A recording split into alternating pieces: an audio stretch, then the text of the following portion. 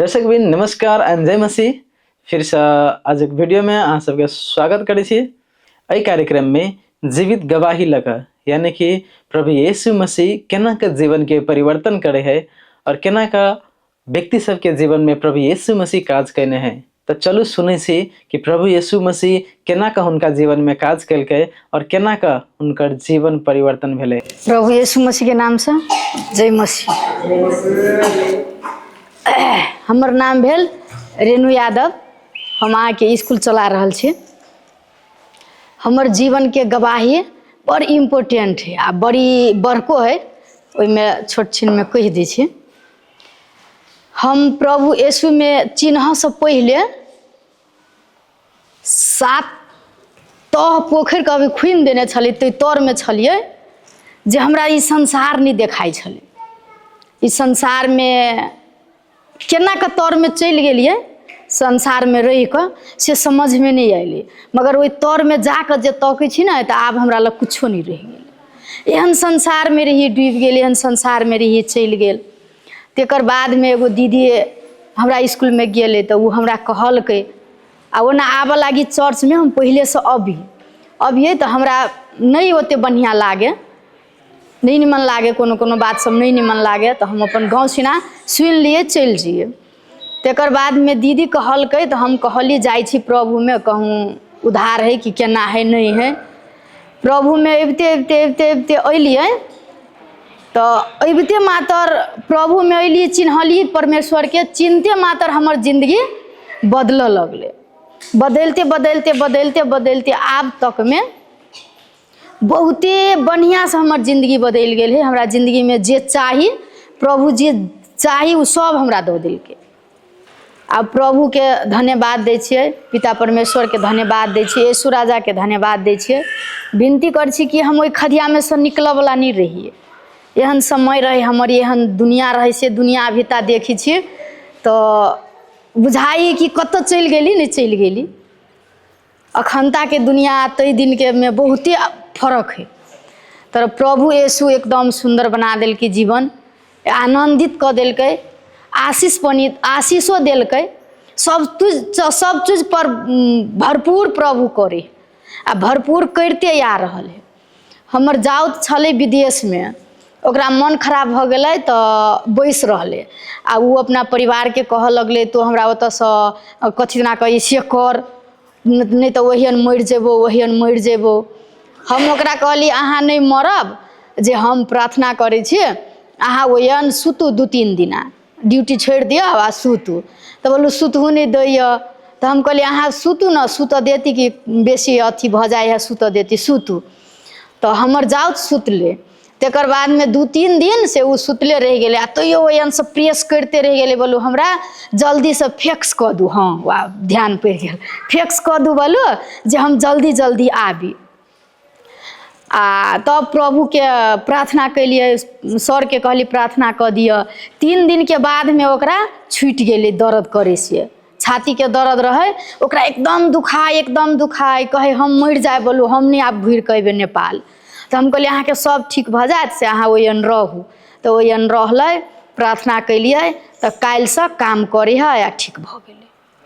तो ई गवाही हमरा आज कल के छल। प्रभु में आबऽ से पहले कथी के समस्या रहे, हम अहाँ के एगो स्कूल में टीचर रहिए, पढ़बिए ना तो ओकरा में पढ़बिए, ओकर अकाउंटेंट के काम करिए।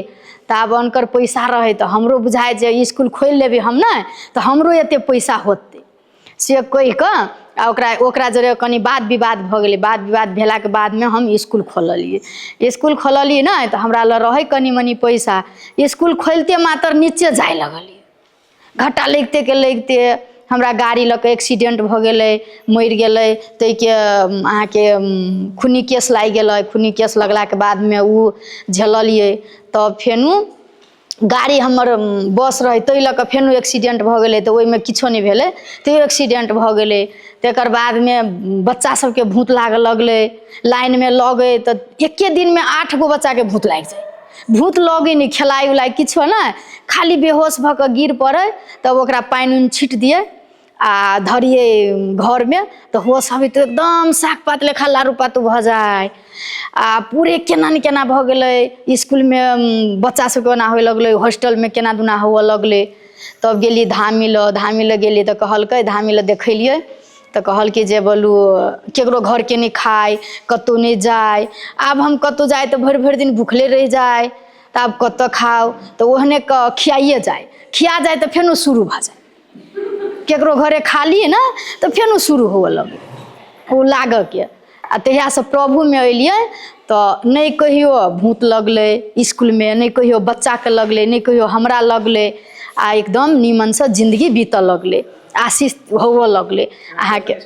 हाँ अपन स्कूल पब्लिक इंटरनेशनल सेकेंडरी हाई स्कूल तकर बाद में अहाँ के वही में रहिए तो पूरे केना नहीं केना रही भ गेल हमरा नहीं समझ में रहे फांसी लगी ना तैयो नहीं बुझाए फांसी लग जतिए तो फिर दूगो बच्चा है केना होते संपत्ति रहे ओते तो हमरा फांसियो लाग के नहीं रहे आ नहीं कथी कहे वही छुटकारा में से छुट्टी ही पड़े तिहन समय आन देने रहे भूत कहे मगर हमरा विश्वास नहीं मगर साँचो के भूत रहे गाड़ी छले हमरा अपने बस है तो अहाँ के आई बस के इंजन बना के लबे छलिए तो काल पत्ती टूट जेते पत्ती बना कर लेतिए तो सांसे पाइप फूट जेते सांस पाइप बना के लबे छलिए तो चक्की आवाज भ जेते आ बच्चा लग जाइए इनरवा तो जाय खुमा में ठीक है तो आबो खुमा में इनरवा चोरिये में बंद हो गेल आब स्टार्ट केतनो करे छी 12 बजे रात धोरी ट्रैक्टर में बांध के लाइव को स्कूल में धरे छी ट्रैक्टर में बांध के लाइव को बर्दीवास ल जाय छी आ आब उ सब कुछो नहीं हमरा जीवन में आब एहन पछिलका कुछ नहीं पूरे बदल गेल एकदम आब आनंदित से रहे छी आनंदित से खाए छी आनंदित से कतौ रहे छी नहीं तो अत्ते काल तो अहुओ नहीं रह सकती स्कूल चली ही तेना ले सब गोरा के जय मसीह। श्रोता सब अपने से सुन ली चाची सा जीवन के गवाही कि केना का प्रभु यीशु मसीह जीवन परिवर्तन कैलकै बहुत पीड़ित रहे बहुत ही किस्म के समस्या में दबल रहे बहुत दुष्ट आत्मा सबसे सतायल रहे लेकिन प्रभु यीशु मसीह उनकर छुटकारा दिलकै। एक तो प्रभु यीशु मसीह के वचन कहै छै याकूब 4 के 7 में अपने आप के परमेश्वर के अधीन में राखू और दियावलस के विरोध करू वो अहाँ सब में से भाग जाए। सच में जे व्यक्ति अपन जीवन के प्रभु यीशु मसीह ल के आवे छै तो प्रभु यीशु मसीह अहाँ के वो अधिकार दे है जे अधिकार से अहाँ दुष्ट के दियावलस के भगाब सके छियै। तो फिर से मिले से एक नया गवाही लगा तब तक के लागे सब कोई के जय मसीह नमस्कार।